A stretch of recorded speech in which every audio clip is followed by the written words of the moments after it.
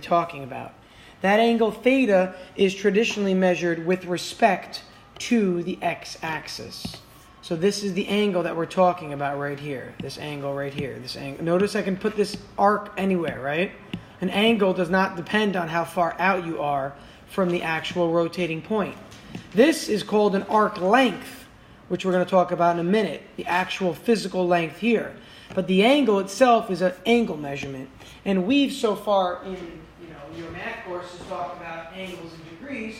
So that angle might be like 60 degrees or 70 degrees or 90 degrees. And we have the same system in place for clockwise and counterclockwise as we did with torque. The exact same system as torque. So, if an object for some reason starts here and rotates this much, you would say it's maybe like 120 degrees clockwise. But it could also start here and rotate this much. And that's still around 120 degrees clockwise. So an angular position is with respect to some starting point. So if an object starts at a certain location and it ends somewhere else, well, we know it could have rotated or translated. In this section, we're talking about rotations. Okay, let's see that in a little bit. We're going to see where that's used. But before we talk about this term radian now. So this is something that I actually did not know personally. When I was in high school, my teacher used to always tell us, just remember that, there's a conversion between radians and degrees. And I memorized that conversion. And you're going to know it by the end of this section for sure. And you'll have memorized it probably by the end of this chapter. But the actual term radian, fun fact, if you don't know this one, I didn't know this. A radian is the angle intercepted when the radius is the same length as the arc. So it's actually a specific term. And I never knew this in high school going through this. I just always memorized. So this length right here, let me zoom in so you can see it better. This length here in blue, along the outer part of the pie pan, or where the pie crust would be, is the exact same length as what is shown in black as the radius right here. A radian is literally the angle for which the length of the intercepted arc is equal to the radius. It's a unit that we introduced a long time ago because with rotations it's easier to use than degrees. When you see in math in the fourth quarter, what you're going to talk about as the unit circle also uses radians as measurements. Now, what I really want you guys to know is this. Here's what I want you to know. A radian can be converted from degrees or to degrees. So for example, 1 radian is approximately, and look at the diagram, it's not more than 90, you can see, right? Look at the actual pie crust, or pie wedge that's been chopped out. It's not more than 90, but it's definitely a little more than 45. A radian is approximately 57.3 degrees.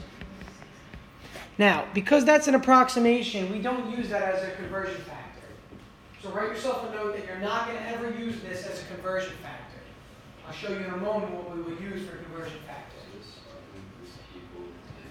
It's this arc length here is equal in length to the length of the radius from there to there.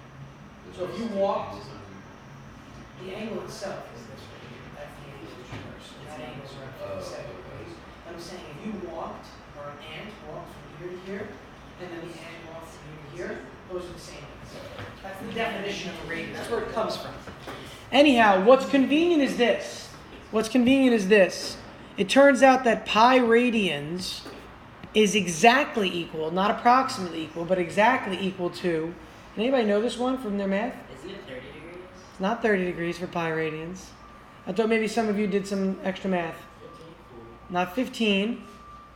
Pi radians is 180 degrees. It's half a circle.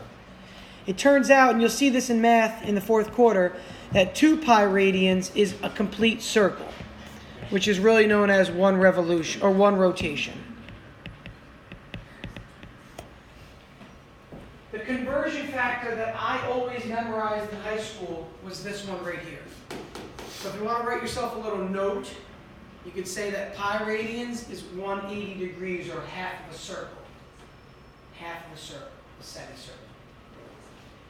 So again, I don't want you to be confused about what the radian means. I just put that there because it's kind of important in your math course, not as much in physics. In physics, you need to know this middle line right here. Right here. Pi radians is 180 degrees. And pi is a number. So 3.141526, right, that number for pi, radians, that amount of radians is 180 degrees. Now, if I'm talking about RPMs, we're going to use the phrase RPMs. What is an RPM? RPM. Rotations per minute. Very good. And when we do that, it is good to know that one rotation is 360 degrees, or one rotation is 2 pi radians. But if you remember this, you should know that this is half a rotation. Everybody should know that a 180 is literally that, turning around. Do a 180, right? About face, it's the same thing, a 180. A 360 means something spinning back to where it started. So if you can remember this, inherently you should remember this. Is that clear what I'm getting at? So if I had 2 full rotations, how many pi radians is that? 2 full rotations, there's 4 pi radians. Because one rotation is 2 pi in radians. So we'll start to pick up on this as we go through it, and it becomes second nature. It becomes a lot easier. All right, let's go into example, and we'll use this definition first to get to that example. And this definition is the definition of what's called an arc length. So I'm going to redraw that pi diagram, but I'm just going to draw part of the pi. So let's say the piece of pi that came out. This in blue, this curved line in blue, is the arc length. This line here in red is the radius of the circle. And yes, this circle does continue around like this. Okay? And I know it's not perfect, but I'm saying that I'm cutting a piece of pi out of the circle. If radius equals the arc length, why do you multiply by the angle? That's what the definition of the radian came from. And look at this, right? If this was the same as this, theta would be 1 radian. So if you put a 1 in for theta up there, it just becomes S equals R, which is what you're saying. But I'm saying that sometimes, what if the arc length is more? So let's say I looked at a diagram like this instead. Let me make it a little bit better. Because, Tom, this looks identical to the last one, right? So let's say I did an arc length, or something like this. Okay, now you can see, right, that if I want this full arc length here, I can clearly see that S and R aren't the same, right? So the angle, as it gets bigger or smaller, affects S. S and the angle are directly related. Look at the formula. S and theta are directly related. Just like S and R are directly related. A bigger R means a bigger circle, so the arc length is more. Just like a bigger circle has a bigger circumference. An arc length, maybe jot this down, an arc length is just a piece of the circumference. Again, an arc length is just a piece of the circumference. Is that clear what I'm saying right now? Does that make sense? Look at S highlighted in blue. All that is a fraction of the entire circumference itself. The question becomes, what fraction is it? And you can use fractions to answer these kinds of problems, actually, to make it a little easier. You can use fractions themselves. Now, here's the one key. You got to circle it, please. For this formula to hold true, theta has to be in radians, not in degrees. This is where this new unit is going to come into their role. If I wanted to use degrees, I cannot use this formula. Bridge, if I had told you that the central angle is 90 degrees, how much of a circle is 90 degrees? A fourth, a quarter of a circle. Does everybody agree with that? 90 degrees is a quarter of a circle.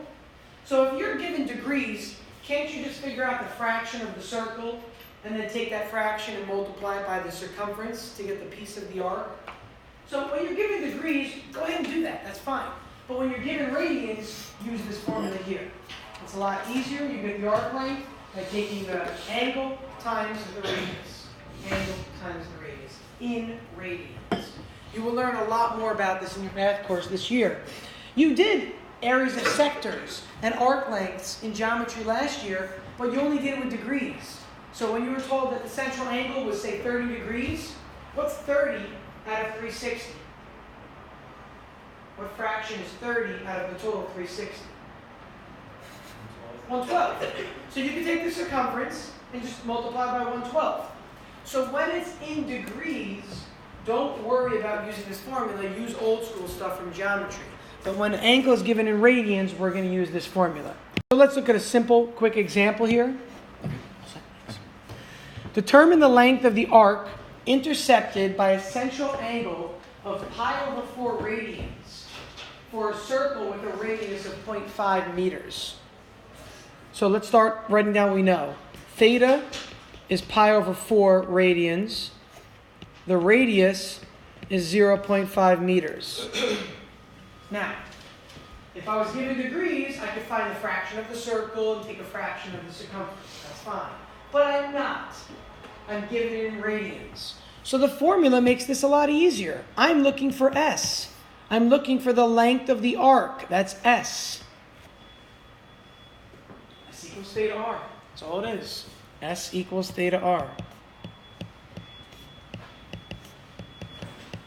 And you know what I'm going to do? Instead of writing 0.5 meters, I'm going to write down 1/2 of a meter. Because what's 0.5? It's a half, and now that I have fractions, life is easy.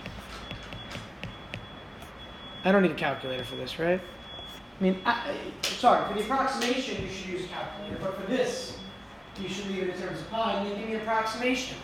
About how many meters is pi divided by 8? 0.39.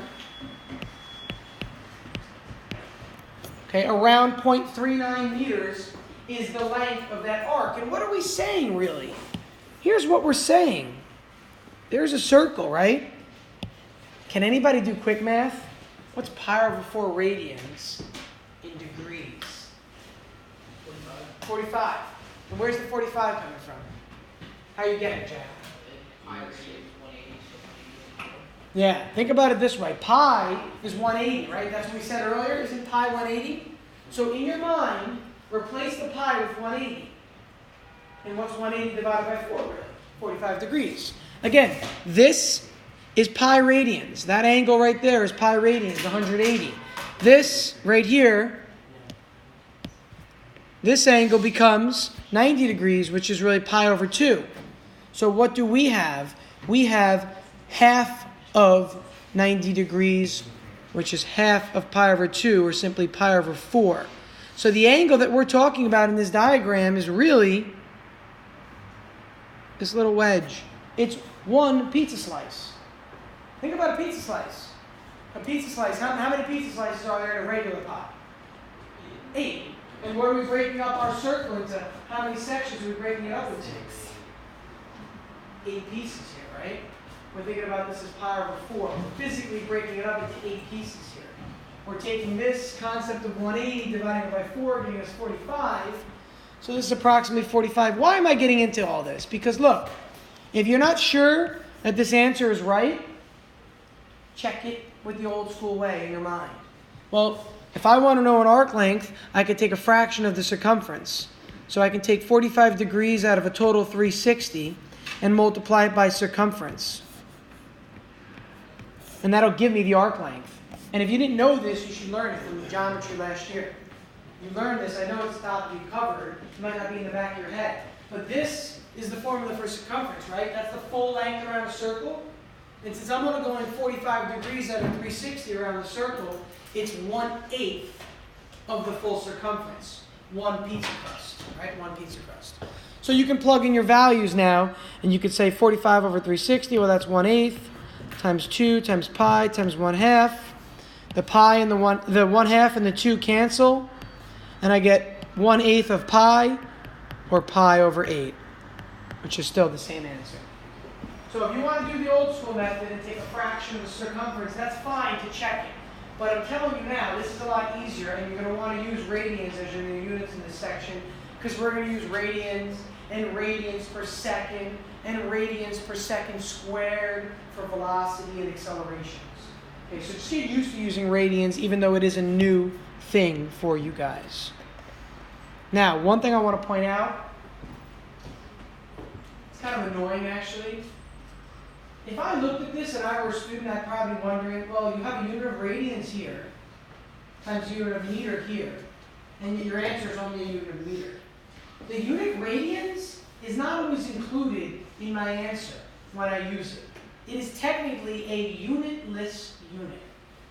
I know, weird, right? Because something that's unitless shouldn't have units. The term radian doesn't affect my linear length around the circle. So just jot that down, that this unit here doesn't actually go in my answer. But it will be used later on. We will use radian later on when we talk about velocities and accelerations, and that unit will show up. But I want you to recognize there that it's not just disappearing. Okay? Let's talk about angular velocity. Okay, let's talk about angular velocity. So just what we did a moment ago was figuring out the length around part of the circle.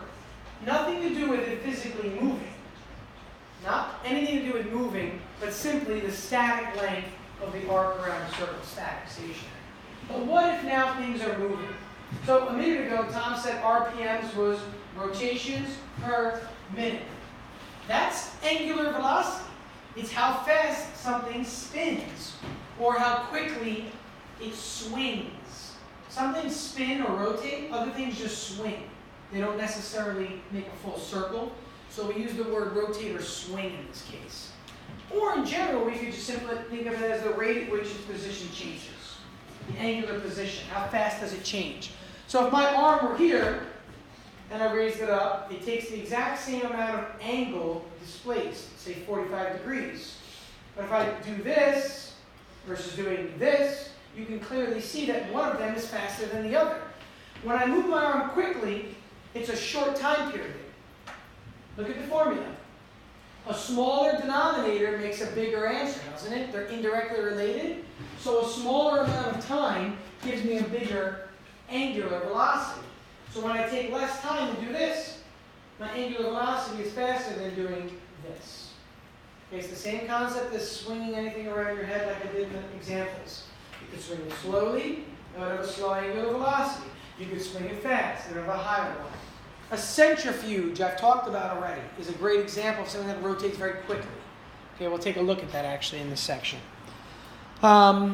What else? Recognize, please, that omega, this is the symbol called omega. Omega is your angular velocity. Omega is your angular velocity. And its units are shown, radians per second. So what does that mean? That means that delta theta, the change in the angle, has to be in units of radians.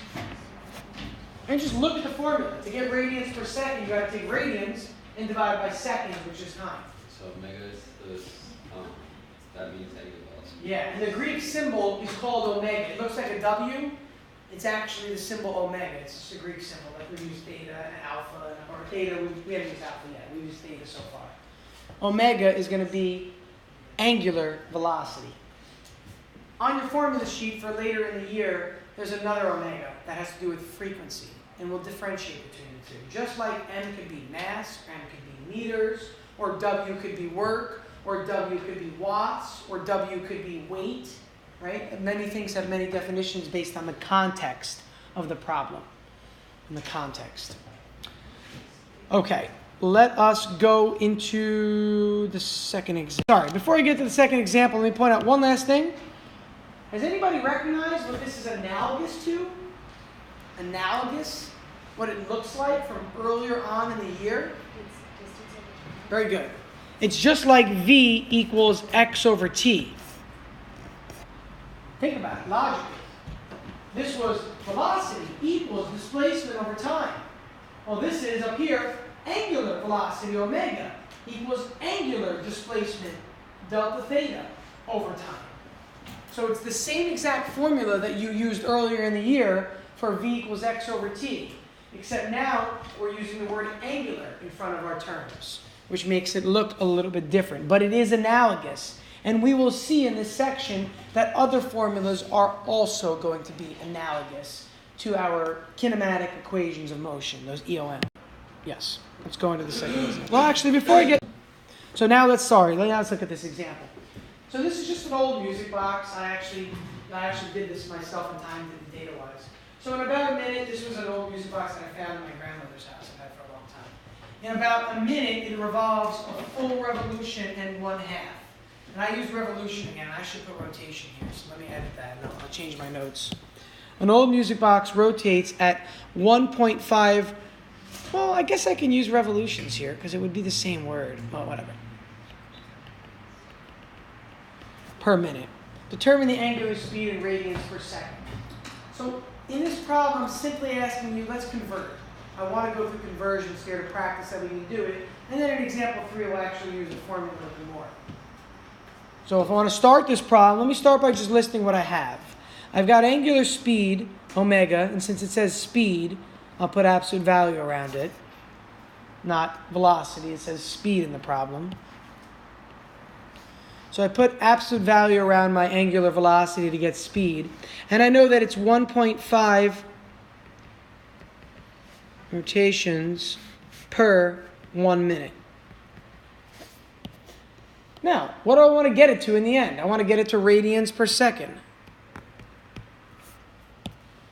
What should I do? Daniel, go ahead. Wouldn't it be 3 radians over 60 seconds? 3 radians over 60 seconds. Be careful. Remember, we got to convert units one at a time. So why don't you get rid of minutes first? Help me out with that. How do I get rid of minutes, Dan? You just put 60 seconds and then 1 minute. So which one goes at the top? The 1 minute. So minute goes up top because remember we haven't done this in a while, so we got to make sure we refresh our memory. Because I want to get rid of minute, it's in the bottom, put it up top, and I want to get to seconds. And yes, 1 minute is 60 seconds. So I've gotten rid of minute as a unit, which is good. Now I'm in rotations per second. But I don't want to be in rotations per second. I want the units in radians per second. So I need to get rid of rotations and get into radians. Would it be 3.5 radians? Would it be what? 3.5 radians.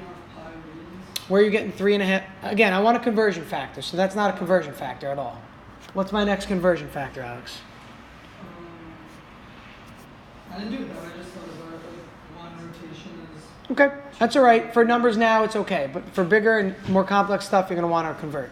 So that's all right for now. Gigi, what's the conversion factor? A rotation is, 2 pi is 360. Good. 1 rotation, which we want to get rid of, is equal to how many radians, right? And 1 rotation, as Gigi said, is 2 pi radians. And again, I'm not saying you have to memorize it, but if you just swipe up in your notes, we wrote this down already. We wrote down that 1 full 360 loop is 2 pi radians. That's the factor we're going to be using. Or 180 was pi radians. So in this case, we're going to write that 1 rotation to get rid of rotation. And now rotations are gone. And now my final units are radians per second.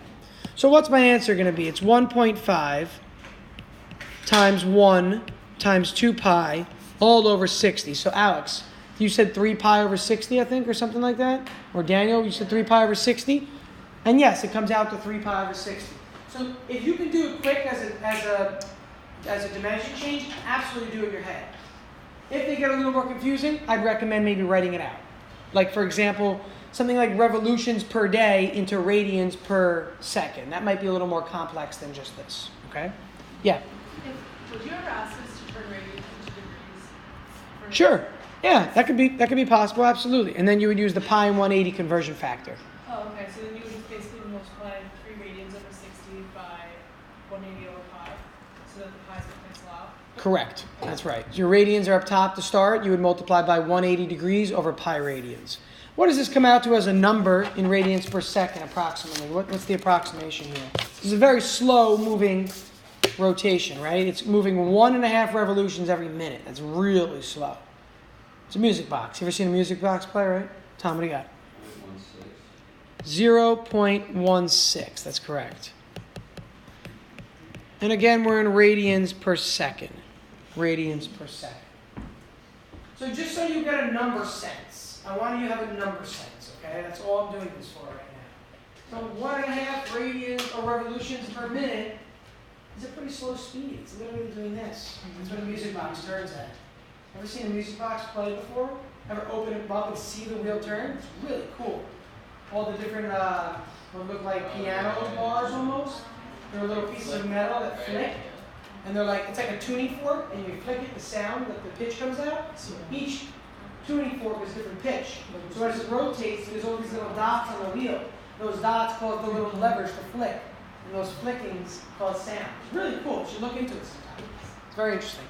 That's why it's rotational, cyclical. Notice the music box repeats itself because it makes a rotation and then the song starts over. That's what's happening. All right, anyhow, I'm too much. Example 3. Let's look at an application of this. So, and these numbers are correct. I actually made all these notes last night. It's a new section. I haven't done this before, so I need to look up real numbers here. I didn't use your textbook for this. A helicopter blade swings with an angular speed of around 47 radians per second, or around 450 RPMs. That's what that value is, around. I used the word around twice, sorry. Through what angle in degrees does the blade rotate in 8 seconds? Now, before we get an answer for this, let's think logically. A helicopter, you've seen them before, right? Helicopter spins real fast, 450 revolutions or rotations every minute. It's real quick. So if I'm thinking about degrees, one rotation is 360, right? So this number is going to be far above 360, because this is going to make a lot of revolutions. So we could do this with logic and say 8 seconds out of a minute is how much of a minute, 450 revolutions per minute by 3. You could probably do it with fractions and logic, and that's fine. But I want to use our equations first, and then we'll prove it with logic on the right. So let's start writing down what we know.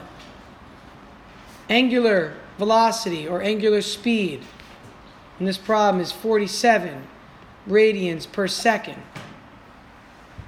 We're told that the time period elapsing is 8 seconds. We have a formula that allows us to solve for delta theta, or theta. And that formula is omega equals the change in the angle over the time period. So if I want to get the angle change by itself, I want to get rid of time. So I can multiply both sides by time to get delta theta by itself. Again, that's my starting point. Multiply time up, t times omega equals delta theta. And my goal is to find delta theta, so let's go ahead and multiply. 8 seconds times 47 radians per second. Seconds will cancel. This is where radians do carry over as a unit.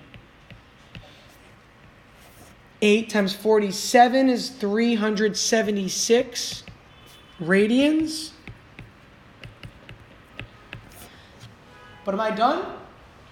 What kind of units does the problem want? Degrees. Degrees. Problem wants degrees. Through what angle in degrees does the blade rotate? We have it in radians right now. If I have it in radians, how do I get radians to degrees? You just multiply 180 degrees over 1 radian. 180 degrees over pi radians. Pi.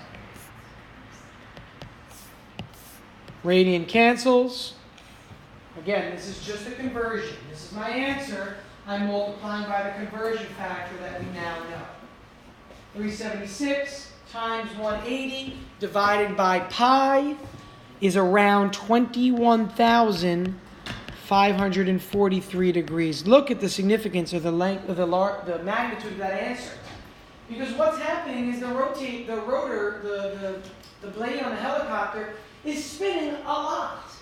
So it's not going to do one rotation of 360, it's going to do a lot of those rotations. And therefore it's going to have a large angle that it rotates about. Now, yeah, Gigi, go ahead. When we're calculating it on the calculator, should we put into radian mode? Okay, so the mode doesn't matter whether it's radian or degree unless you're using sine, cosine, or tangent. Is that clear? Okay. So it doesn't matter actually. You don't have to put in radians or degrees in your calculator. But I'm telling you now, later in math, when you do the sine of pi radians or the sine of pi over 4 radians, when you take a trig function of that angle, like sine of 30 or sine of pi over 6, when it's in radians, that's when it needs to be in radians in your calculator. But for now, it doesn't affect it. No. So let's use logic to answer this, right? Let's use logic. We've got 8 seconds that elapse, and it's 450 rotations every minute. How many minutes is 8 seconds? Well, it's 8 out of 60, right? Does that make sense? 8 seconds out of 60 seconds will give me the fraction of a minute. So I can take 8/60ths times 450 rotations every minute, because again, this is how many minutes have elapsed. This is the number of rotations every minute. And then I can take that answer and multiply by 360 degrees, because that's how many degrees are in a rotation. Now here's what you're going to notice. Because I estimated in the problem, 47 radians per second is not actually exactly 450 RPMs. Okay, it's not exactly 450. It's really like 47.3. So this number is a little bit low. Multiply, please. Take a look at what you get. I think you're going to get 21.6, or around there. Around 21,600 degrees is what you'll get by just using logic to answer this question. Is that the exact? Is it 21,600 exactly? Yeah. Okay. So take a look. This is the only reason the answer looks a little bit different, is because again, this here, I'll circle it in green. This is an approximation for 450 RPMs. It's not exact. Okay, it's not exact. So again, you would use 47.1 or 2 or whatever the value is really. I just wrote around for a reason there. Okay? All right, I want to finish with one more idea. We're going to have another day of this lesson still. I'm breaking it up into 2 class periods. So I'm going to get through about half the notes today. So if you want to, you can start on the homework tonight. You don't have to do it tonight, but you can definitely start on it tonight. I'd recommend it. I think I made the due date for the homework. What's today, Wednesday? I think I made the due date on Monday. Okay, if you check Moodle. I put due dates up for the entire next chapter, so you have everything for this whole. We're going to do 8.1 and then all of chapter 13. That's how we're going to progress in this section. Let's finish with this last example, though. So to do this last example, we need to talk about tangential speed and angular speed and how they're related to one another. So remember when we spun the rubber stopper around? We measured VT, the tangential velocity. This is the relationship that exists. Tangential speed equals radius times angular speed. So again, this is the speed at which the outside of the circle rotates. When this object covers a certain amount of distance there at arc length, this arc length divided by the time period, that's what we're talking about for VT. VT is the tangential speed. It's physically how much distance is covered in the time period. And we did that in the lab already when we did circular motion. But what I want you to recognize is that we can use this formula to relate the two. If I give you something that's got an angular speed in radians per second, notice that in radians per second, that's key. If I give you something that's in radians per second, we can figure out, based on how big the circle is, what the velocity would be. And think about this logically. The horse race example. We did this with the merry-go-round, and we talked about track, and a couple of you, I think, Thomas, you mentioned the track people start in different staggered spots, right, along the race. Bridge talked about it too, a track. You literally are staggered because the outer loop is a further distance. So if there's a horse traveling on the inner loop here, that's going to be a shorter distance, isn't it, than the outer one? But they're taking the same time. So this VT on the inside, we'll call that VT1, is going to be less than VT2. And we already talked about this in section 9193, but I want to reiterate this. The inner part travels a shorter distance, so its velocity is going to be less, or its tangential velocity or tangential speed will be less than the one outward. That makes sense. Look at this formula. VT is directly related to R, isn't it? Look at the formula. VT is directly related to R. So if R gets bigger, what happens to VT? It also gets bigger. And look, as we go further out, as R gets bigger, the VT on the outside is bigger. VT2 is greater than VT1. Now, we just want to use this formula to see it in work. So let's take a look at this example. So determine the tangential speed of a person on the surface of the Earth located at the equator. At the equator. Well, here's the Earth. Here's the North Pole. Here's the South Pole. Here's the equator. Make note, I drew the Earth on its tilt. It rotates about that tilt, about that axis. So if you want to see it, Donchek used this in class, he was doing something with rotation. So here's the North and South Pole as the straws. It's tilted. but when it rotates, the Earth rotates like this. So a person at the equator will be traveling a very long arc length. You all see that. But if you're here in New York, when it rotates, the point in New York does not take the same arc length as the point of the equator. This is a bigger circle around the equator. This is a smaller circle around New York. What about the North Pole? 0, because it's really, a person standing at the North Pole, a person standing at the North Pole is not really even moving any distance. They're standing at the North Pole and they're just doing this. Right? The Earth is literally just rotating and they're not moving. The ground below them rotates, but they don't actually sweep out an arc length. Whereas if that's the North Pole right there, and I'm standing right here, and the Earth rotates, I would take a circular pattern, right? So depending upon where I am on the Earth, the amount of distance traveled when rotating is smaller or larger. We'll pick up with this example tomorrow in class. Okay? Again, please start the homework for this if you'd like to, or maybe consider working on your project. I put up problem set. I added 8.1 to the problem set, so re-download the problem set document if you downloaded it earlier in the year. You follow what I'm saying? 8.1 is in the problem set. I updated on Moodle today.